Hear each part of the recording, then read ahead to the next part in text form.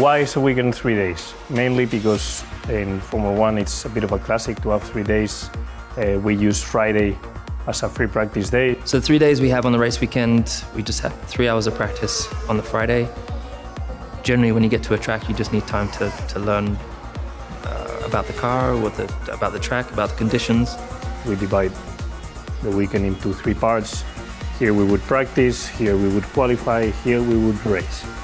We use this day to learn everything we can about the car and the track. Saturday is really about refining the changes you made in practice in the morning, qualifying for position to where you start in the race.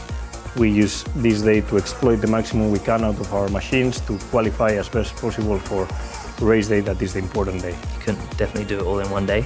There's not enough time or energy. Practice is very important to prepare qualifying, but also to prepare mainly the race. F1 points are awarded by the position, obviously, and if you win a race, you get 25 points. The biggest gap between the points is in the higher positions, so from second to third is quite a big gap as well. But then it gets closer, and if you finish 10th, you get 1 point. So F1 points are awarded to the cars that finish in the top 10 positions. So starting with first place, down to 10th, you get 25 points, then 18, 15, 12, 10, 8, 6, 4, 2, and 1. And we also have a point for the fastest lap of the race.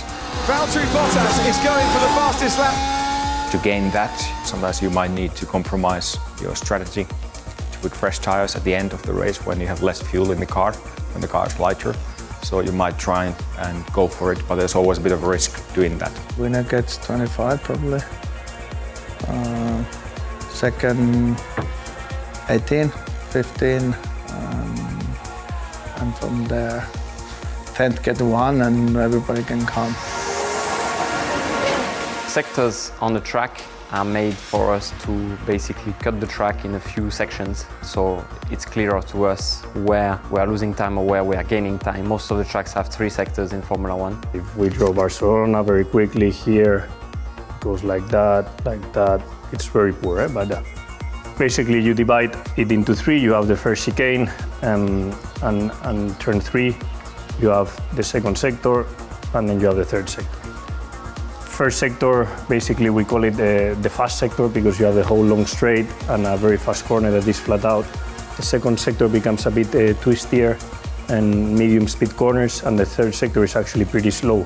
So it's just easier for everyone to say, okay, here's something happening in sector 1, or here's something happening in other sectors. And it helps the teams basically to divide the performance of their own car to learn in which type of corner you can improve.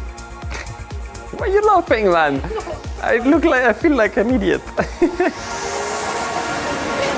An apex is, how do you even explain it? It's funny, as a driver you just do things and don't really, but okay, so let's use this one. So the apex is the point of the corner where you want to close the corner to then give you the best trajectory to exit the corner in the fastest ways. An apex is the point you gotta reach in the middle of the corner, which is most of the time at the apex, like around the curb. So yeah, middle of the corner, basically there and there. An apex, I'm gonna draw you here on this lovely whiteboard. So we've got the racing car here, and I'll draw the racing line, which is from the outside of the track, hitting the inside of the corner before running wide to the exit of the corner again. The apex is the most central and the slowest part of the corner, but you never know where the grip is. Sometimes it could be more like this could be late apex, early apex. You want to come out a little bit higher up top to then flow through apex somewhere here and then come out like that. And that'll give you a trajectory where you can come late into the corner and kind of slingshot out. So that is what we call an apex, the point where we kind of close the corner. And the apex is described at the point of which you hit the inside of the track. So we often describe it, hitting the apex around the corner, and most of the times, the more apexes you hit, the better it is. There could be many different angles of doing this corner, depending on your car setup and wind direction and so on. I just learned something myself actually. Or confused myself even more, I don't know. Understeer is when you turn and the car doesn't turn, basically. So the front tires slide. It's when you're turning and the rear of the car often pushes the car forwards, and it's just not, the car's not rotating at the rate in which you're putting the angle in. Generally, drivers don't like understeer. I think, in a general thing, I think road cars that you drive will have a lot of understeer because it's very safe. But a quick car generally is oversteery. So you need the car to be reactive because that way you can carry the most speed through a corner. Understeer and oversteer, the two most famous words in an engineering debrief. Understeer is when the car is not responding to the amount of steering lock that you are winding on. It's when the car understeers, so you're demanding more steering lock for the amount of front end that you want. Understeer is when you turn the steering wheel into a corner and the front of the car is sliding, so the car is going straight more than you want to. And oversteer is the opposite, is that when you turn the steering wheel, the rear end slides and the car turns more than you want it to. If you ever watch Fast and Furious Tokyo Drift, that is oversteer. So the front, let's say if the trajectory of the car is doing this, let's say that's kind of what I mean, the front and rear wheels following the line. The rear wheels would go, let's say, past the slip angle, past the line, and tends to mean that the rear is losing grip. So when we complain about oversteer, will generally mean that the rear is moving too much and it's moving out of line. So yeah, you'll often see spins where we get a snap of oversteer and we do this. Insert one of my crashes.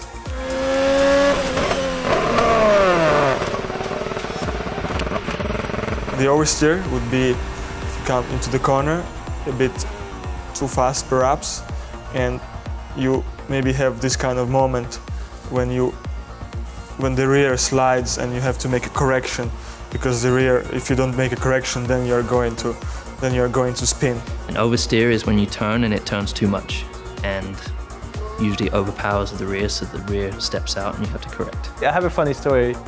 There was a Japanese driver who I used to race against in GP3, and I convinced him, he didn't know much English, so I convinced him that oversteer was understeer and understeer was oversteer. So for the first test, he was complaining of oversteer when he meant understeer, and it was understeer. Yeah. Anyway, I thought that was quite a funny joke, but apparently it wasn't that funny. Lockup is when you basically brake too hard and you exceed the amount of grip available. So the tire basically stops and locks, and it and you kind of get smoke because of the rubber and the friction, I guess, on the tarmac. So it's basically when you brake too hard. Formula One lockups is something that you see quite a lot on TV. You see drivers finding the limit of the front tires, and it means that you're always trying to keep both axles under maximum deceleration, trying to slow the car as much as possible. But normally when you lock up, it's because you've applied too much brake pressure for the grip available, and the tire just stops. So lockup is basically happens when you brake, because we don't have an anti-locking brake system like you do on your road cars. So basically, if I use this little demonstration here, the wheel's turning as you're going down the straight, and when you brake, as opposed to kind of decelerating while it's still turning, it kind of stops turning, and you just pretty much go straight like that, and you basically can flat spot the part of the tire where it stops rotating, and it could create quite a big vibration while you're driving. You do a lockup, and the tire is not rounded anymore. You've taken off a piece of tire because it's been rubbing against the asphalt. Once you have one lockup, then every time you start braking, it's very easy to hit this part of the tire and keep locking it up. So you start taking even more part of the tire. And then the next time you brake, it's easier to lock up again because the tire is more squared. And you end up, it's an exaggeration, with a tire that is nearly squared, and you need to pit because you have very little grip, a lot of vibrations, and it's nearly undrivable. If you lock up for too long, then the rubber on that point starts to get chewed up and you get what we call a flat spot after a lockup, and then you get vibrations, which isn't fun. So a lockup is braking too hard, I guess that's the easiest way to say it. Park for me is when post-race or post-qualifying, the scrutineers and the officials check the cars. Our team can't touch the car, can't touch any special parts of the cars to be checked like it is. The car cannot be touched by any member of the team or any fan. To make sure that there's no cheaters, basically. Is it that more or less? Yeah? Okay.